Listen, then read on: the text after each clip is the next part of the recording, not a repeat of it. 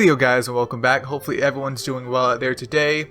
And of course, as the video title has described here, Hades recently got the next ultimate evolution on this long line of just bizarre ultimate evolutions being given to Nat 5s. And in today's video, we're going to go ahead and explore and hopefully see if the updates to Hades has made him worth it, or is he still kind of, you know, mid, as the kids would say. But anyways, I do have the fire one pulled up here, and let's go ahead and get right into it.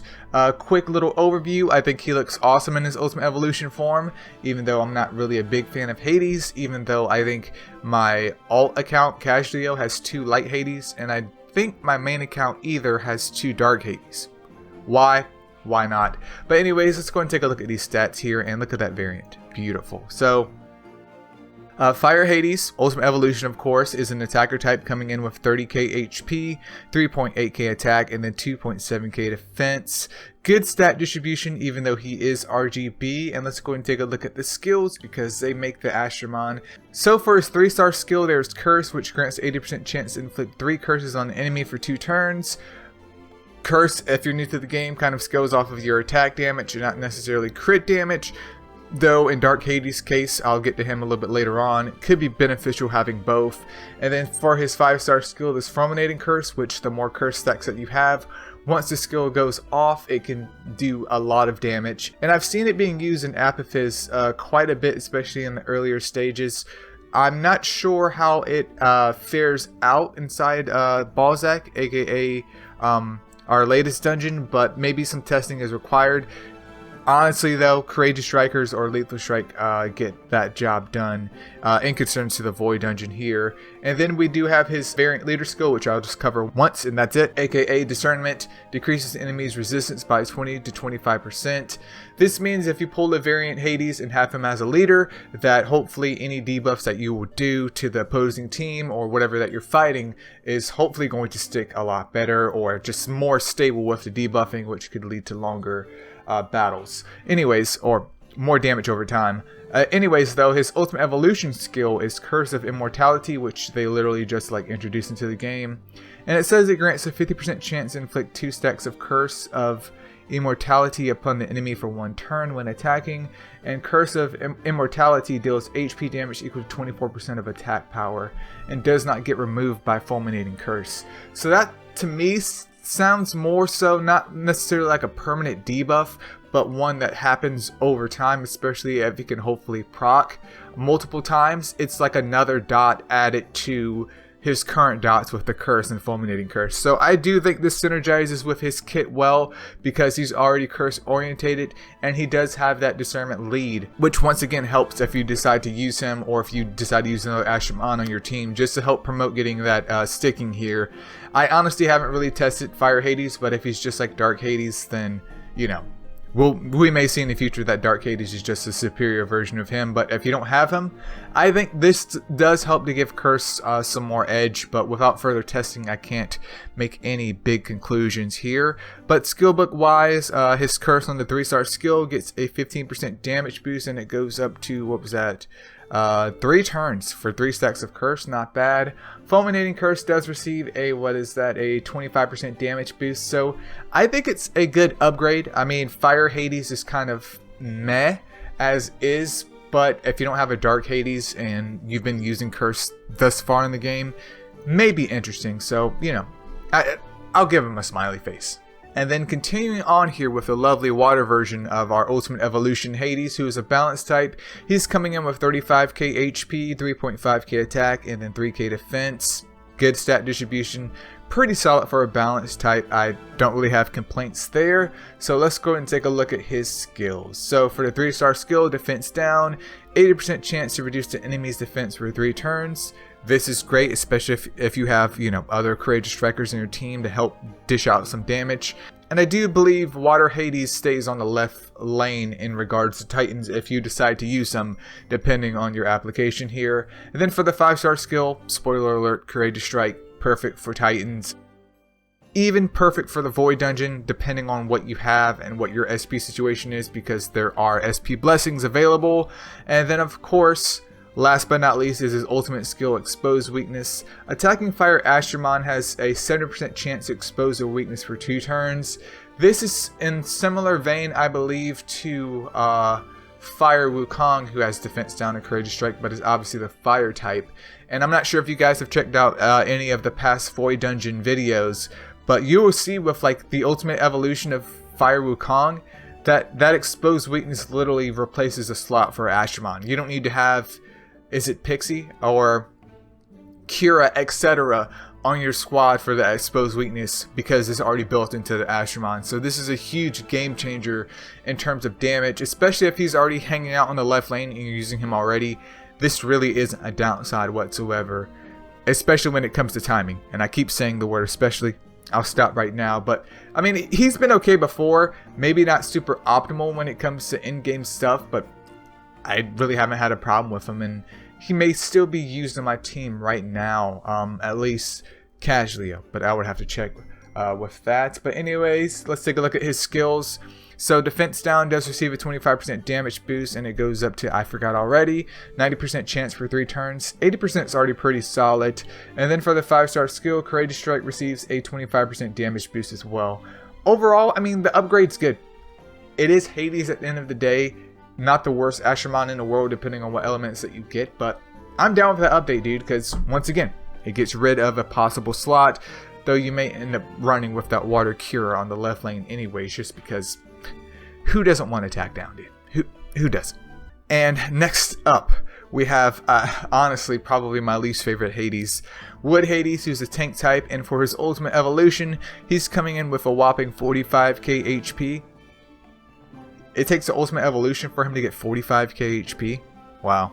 That is cringe, dude. His attack is 2.5k, and then his defense is nearly 2.9k. Not even 3k defense, and he's the ultimate evolution tank?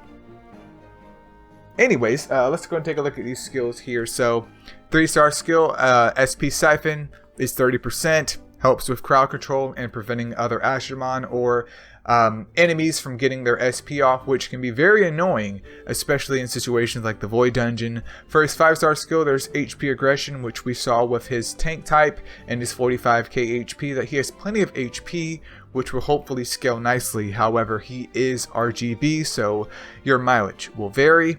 And then for his ultimate skill, Damage Reduction, upon using a super skill, reduces damage received by all allies by 40% for 2 turns. He's still, in my opinion, he's still trash. Like, SP Siphon does have crowd control. In terms of aggression, damage is possible, but not necessarily recommended with this kit. And then damage reduction is nice, but are you going to waste a slot dedicated to Wood Hades, or are you going to use a different Ashramon who can do SP Siphon and maybe hit like a butt cheek on a stick, or maybe, I don't know, seal the other Ashramon that you're fighting, maybe stun them, prevent them from moving. There's Crystal Dragon with the whole crystallization. There's just a lot better options than HP Aggression for your 5-star skill when paired up with something like SP Siphon, at least in my opinion, and damage reduction doesn't really do anything to save that. So, Wood Hades is still lackluster, to say the least, at least according to me. But anyways, SP Siphon does receive a 20% damage boost, and it goes up to 40%, which 30 is fine, 40 is really, really nice, but not worth the books, because this is a nat 5. And then HP Aggression does receive a 25% damage boost as well. Wood Hades is just, well, he's just Wood Hades, man, unfortunately. Alright, next up we do have Like Hades here in his Ultimate Evolution version, who's an attacker type coming in with 36k HP, 4.3k attack, and then 2.6k defense. HP pull is great to kind of help make up for that deficiency in regards to his defense, because keep in mind this is Ultimate Evolution and his defense is a little, not anemic, but it is a little low considering the stat boost that he gets in addition to not only being a nat 5 but in Ultimate Evolution. But his attack stat is nice too, meaning there's an interesting balance of risk versus reward. But let's take a look at these skills here. So both his 3 and 5-star skill is Predator, which increases damage dealt by 50%. He's straight up nuker. I wouldn't call him a wave clearer because he doesn't have morale boost on his 3-star skill, but if he hits, he's gonna hit, and you should maximize that with making sure that his crit rate is topped off, and then just either boost up his attack as much as possible or focus on getting that crit damage up next, which crit damage may be the way to go depending on your gym situation here. But taking a look at his ultimate skill here, critical hits have a 100% chance to restore his own SP by 30%, so he has morale boost. Damn, dude. Like, honestly, this is an upgrade that he needed. So as I stated before, he's not necessarily a wave clearer, but with this ultimate evolution skill, that's going to help him get back to his predator quite quickly, which he could in theory be utilized as a wave clearer depending on how effective that morale boost is. Like, that's awesome. I don't think this is going to like change his overall utility, but it does add in that benefit of making him a pseudo wave clearer, shall I say. Definitely, it's not puncture, but 50% predator on a nat 5, I think that's solid. In regards to content, it doesn't really change much. I mean, you can use him in PvE. Not sure how bad or how good Predator scales in something like Colossus. Void Dungeon, we've obviously seen that Lethal Strike and Courageous Strike seem to be more dominant there, but we'll have to see. I think he's fine. I think this is a nice topping on the icing if you happen to go ahead and pull a Light Hades like I have. But yeah, it could be worse. It could be worse. I just don't really have much to add to this because it's like if you're using him already, that's good. But he's never been an Astromon outside of maybe Water and Dark that it's been like, dude, you have to have him. But I think overall the ultimate skill is nice. When it comes to his skill books though, his 3-star Predator receives a 25% damage boost, and it looks like his 5-star Predator gets a 30% damage boost, but they don't get boosted up to 60%. That's sad, man. Absolutely sad. But it is what it is. Alright, last but not least here, man, we have the greatest of all time. Look at that variant. Oh, that is a beautiful man. We have the ultimate evolution version of Dark Hades, who is an attacker type coming in with, spoiler alert, basically the same stats as the light version of himself, however with the higher innate crit damage. So 36k HP, nearly 4.3k attack, and then 2.9k defense. Actually, I lied. He has more defense than the light one. Slightly less attack, but the crit damage would make up for that if we just compared stats to stats, not applying skills. Wow. Alright, let's go ahead and take a look, boys. So this is exactly like the fire version of Hades from earlier part of this video. However, his 3-star version of Curse does do 4 curse stacks and not 3. Which once again, absolutely nasty. Combined with his variant leader skill, if you happen to pull a variant one, discernment makes sticking more curses even more viable. And in regards to his ultimate skill, which I covered before with the fire version, Curse of Immortality helps to keep that curse stat going up there and applies another dot over time, which helps to make Curse a little bit more viable than it was before. And I'm not really going to go too much into his skills because technically speaking I've already covered him.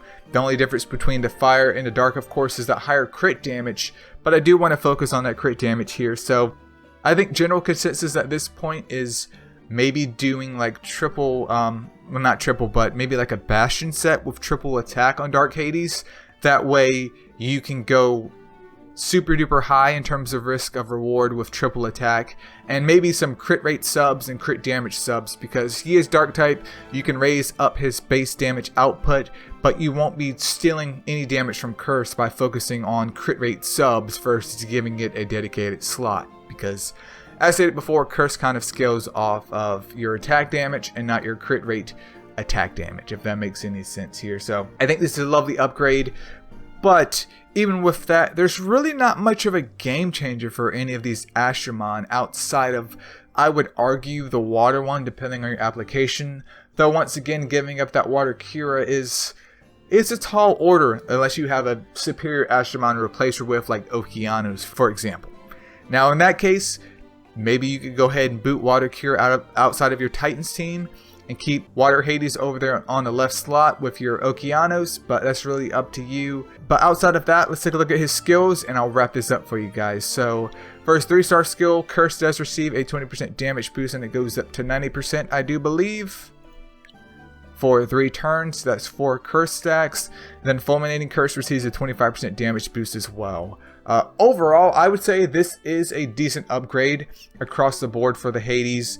because, I mean, they haven't really been super duper my favorite whatsoever. But if you end up with the light or dark especially, I think those do have some merits to them. And if you like them, go ahead and pull, hopefully, for the Primal Festival if you want to pick them up. Or if not, just go ahead and pull for their trinkets and just have life move on, which I haven't seen their trinkets either. I'm not sure what stats that they raise. But right before I end the video, let's go ahead and do a small little baby tier list. Remember, I'm just a random man on the internet here. What I say is professional, but it isn't licensed. So starting with the top here, I would say, of course, our S tier is going to be Dark Hades number 1, followed by Light Hades in the number 2 slot, just because Dark's application with Curse and just his innate stat distribution and synergy is 100% there. If he was useful for you before, he's even more useful now. Same thing with the Light one. Following that, though, I would go ahead and put the Water one in A tier. Well, following after the Water one in A tier, I would probably give the Fire one the next one, because yeah, you don't have Dark Hades, but you have everything for his ultimate evolution, so you just end up rocking Fire Hades. I know, such a crime. Still not a bad upgrade, especially if you don't have a Dark Hades, because you can't control that unless you decide to pull for his Primal Festival. So I would still say A tier in terms of synergy of usage of that Astromon. And then of course I'll just put him in like C tier, dude. He's not even B tier worthy to me. Would be Wood Hades, to go ahead and end the video off here. So hopefully the video helped in regards to the Primal Festival. Unless you're hell-bent on getting like Curse Astromon, maybe kind of either playing with Curse or kind of trying to top off your Dark or Light Hades already, in my opinion, I would just skip this. If you want to go for his trinkets, go ahead and do it. But even with this upgrade, it kind of helps, at least in my brain, to solidify Hades as a average Nat 5, when before he was kind of like below average, if that makes any sense. Like, it kind of brings him to the same state that other Nat 5s are regarded in, while, you know, before he was a little bit below that, outside of maybe Dark Hades. But in terms of an investment, it's really up to you as a player to decide. But hopefully the video helps in some shape or form. And yeah, that's pretty much it, you guys. That's all I got. See ya.